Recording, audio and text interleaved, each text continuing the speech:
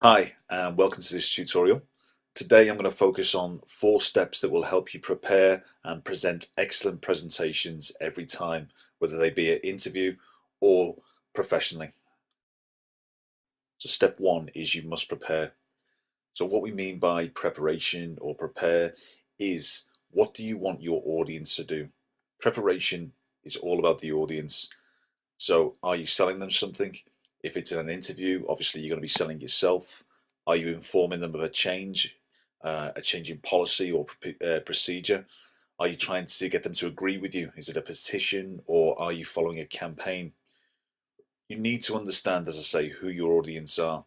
So what is the knowledge of the subject, or their knowledge of the subject you are presenting? For example, if you're presenting something technical or complex, will they understand it?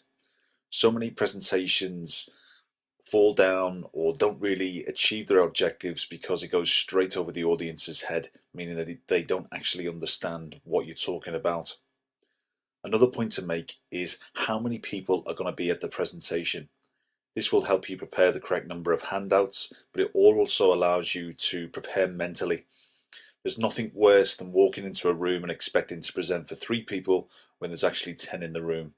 So really important, just to recap a couple of these key points, is know who your audience are, know how many people are going to be actually in the audience, and do they understand what it is that you're talking about.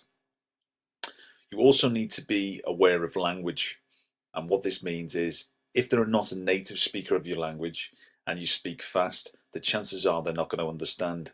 So be careful with your use of slang words or regional dialects, and make sure you have someone who's going to be in the audience who understands more about what it is that you're trying to discuss. So again, it's all about preparation.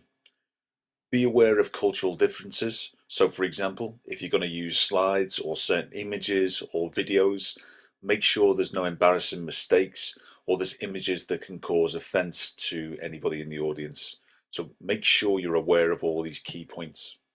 Also, as part of your preparation, you need to understand what information the audience needs to actually make a decision, especially if you're trying to sell something such as yourself or a product. So if you're trying to sell yourself at interview, you need to understand what skills or what environments or what actual traits the employer wants. And it's the same if you're trying to sell a product or service. Why do these people actually want to buy this particular product?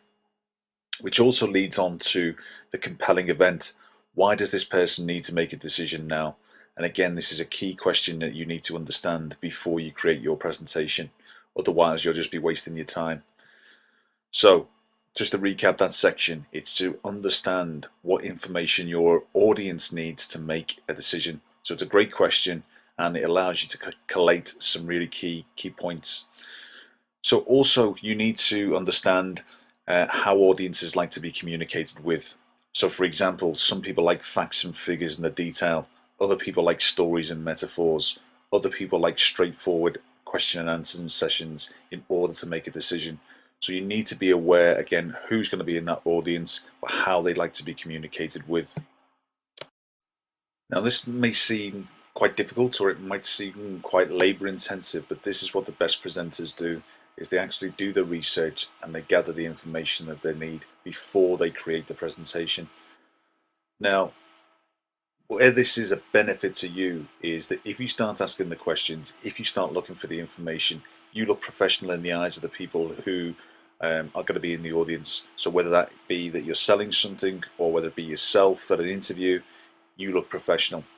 Second, and most important, is it will give you peace of mind. When you've applied yourself and you've covered all the questions, you know in your own mind that you could not have done any better. Sometimes you don't win. Sometimes there may be a competitor that simply has a better product or service. Sometimes your personality may not fit with those you're presenting to. But as long as you prepared well, you're halfway there.